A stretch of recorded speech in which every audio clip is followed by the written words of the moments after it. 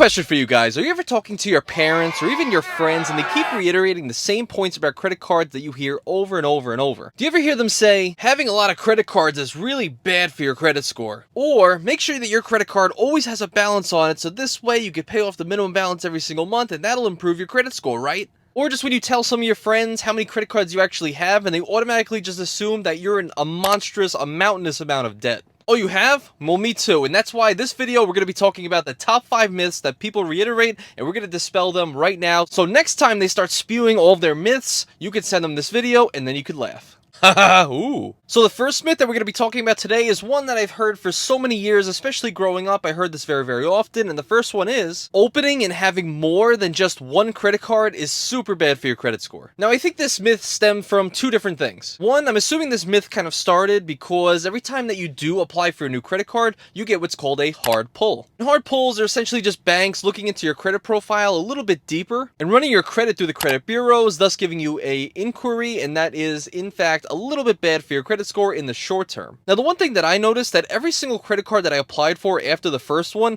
had a less and less effect on my credit score for each subsequent opening. For example, when I went from 1 credit card to 2 credit cards, the drop in my points was way more dramatic than when I went from 7 credit cards to 10 credit cards. This is because over time, as you're building up your credit profile, you're adding to credit history, your history of on-time payments and not having late payments whatsoever, and every single time you open up a new credit card, you're getting higher and higher credit limits, which means your utilization is going to be down just by default. Second reason is, I think just many years ago when we didn't have YouTube, when we didn't have people like Graham Stephan or Anthony Venture to teach you how to actually be financially responsible, a lot of people might have just did what they thought was right at the time, which was maybe open up a few credit cards, and they realized, oh, I have no self-control. Now I'm having higher and higher credit limits and I'm more than likely to spend that money on groceries, goods, etc. So I think they just view it as a negative thing right off the bat. The more credit cards that you have, the more likely you are in debt. So I encourage people to have as many credit cards as possible, albeit ones without annual fees, but keep accumulating a large portfolio of credit cards because every time you open up a new one, you're actually aiding in your credit score, not hurting it.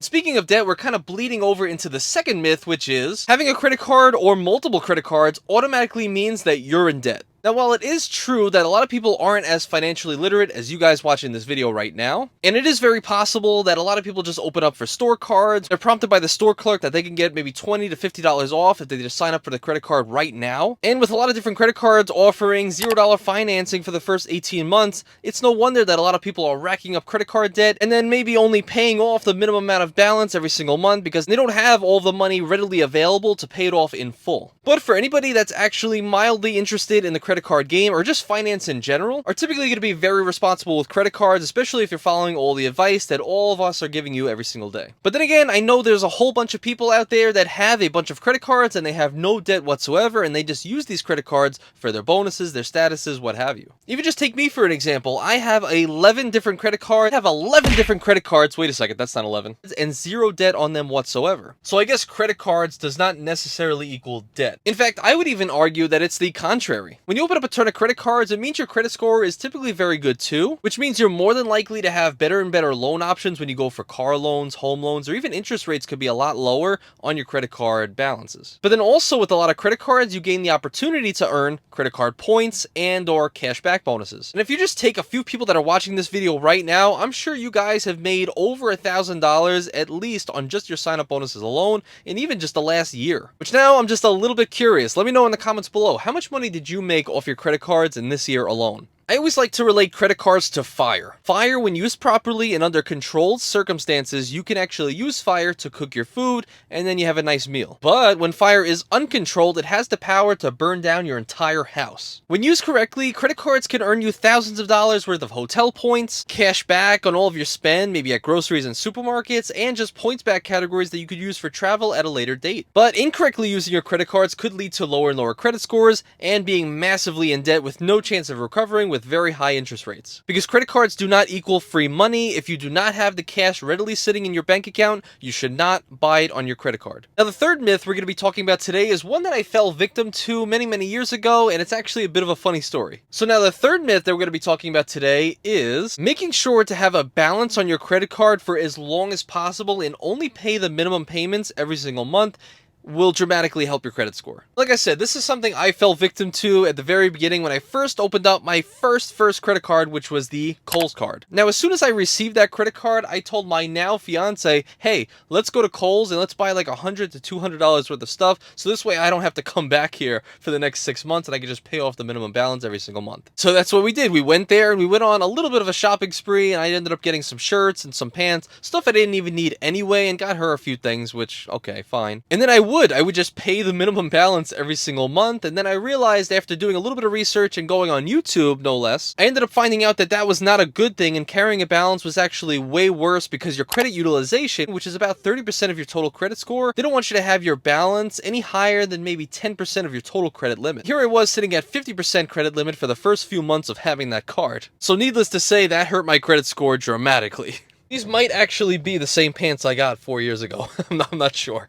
So no, the most important thing for your credit score is, as I always suggest, pay off your card in full every single month and multiple times a month. So this way, the credit bureaus have a more likely chance to see that your utilization is closer to 0 than more than 10%. Thus, raising your credit score month after month. And now, along with credit scores, actually leads me to my fourth point, the fourth myth on our list. Checking your credit score is actually bad for your credit score. Now, this is one of the most ridiculous things. I don't know necessarily where this actually stemmed from. I feel like it's a pre-internet kind of myth. But I've had my parents tell me over and over, oh, you shouldn't check your credit. It's really bad for your credit score every single time they look at it. Now, what they might be alluding to is, like we said earlier, about hard inquiries when the banks actually inquire on your credit profile. But going on free sites like Credit Karma, or if you have a Chase or an Amex card, which you could log into totally for free just because you have those credit cards, and it'll show you a full breakdown of your credit score. And usually weekly, it'll update with a new score, whether you're up or down, and the reasons why. And those would all be what's considered a soft pull, which means it doesn't actually affect your credit score at all. So yes, check your credit scores, and actually checking your credit scores can be very good for your credit score because you could see all of the reasons why you got dinged here, here, and here. And this way you can actually fix it in the future, thus raising your credit score. So myth busted. So I guess if you don't want to fall victim to credit card debt and you want to learn all of the great habits, just make sure you're following Anthony Venture by hitting that like and subscribe button just very gently. And if you're really unsure about what gently looks like, I'll leave it on the screen right here. So thank you for that, and now let's move on. Now, the fifth myth on our list is something that you guys have probably experienced at some point, and it's the one that I absolutely hate the most. But the fifth myth is people who cut up their credit cards as soon as the debt is paid off. I understand that, credit card debt can be super debilitating and you just want to have it out of your life. So this way, once you do eventually pay it off with some money, you want to just get rid of the card by cutting it up. And you say, you know what?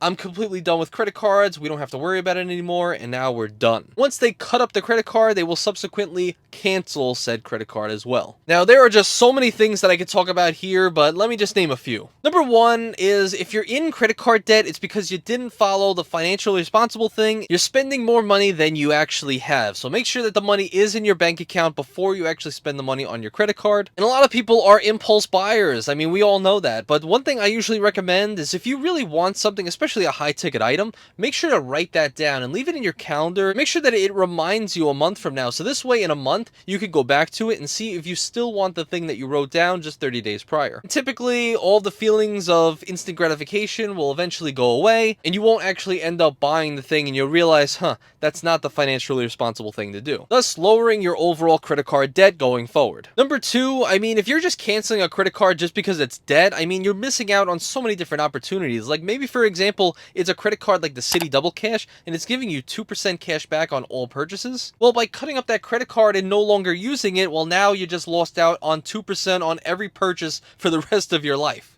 And number three, by closing out your credit card, you know that this is just super bad for your credit score for a lot of reasons. So number one is when you cancel a credit card is you actually also lose all the history of good payments that you made on that credit card for the whole time it was open. Number two, your average age of your credit cards, especially if this was a card that you've had open for, since you were a kid, losing out on the average age and thus making your credit age a lot younger than it actually is, thus hurting your credit score. And thirdly, maybe your credit card earns points back and not cash backs, and maybe you just never used those points before. Well, You just canceled the only credit card that had a tie to those points, which means you lose the points as well, and you lost more money. So I usually recommend that if you have a no annual fee credit card, to just keep it open for life. It's not hurting you by just being there. Leave it in the sock drawer, leave it in the top shelf on, above the mantles, somewhere you can't touch it, but for God's sakes, don't cancel. But I guess there are some situations where you would and you actually should cancel a credit card. If you really want to see my process on whether or not I should keep a card open or not, and this way you can decide for yourself, I'll leave it in the video on the left.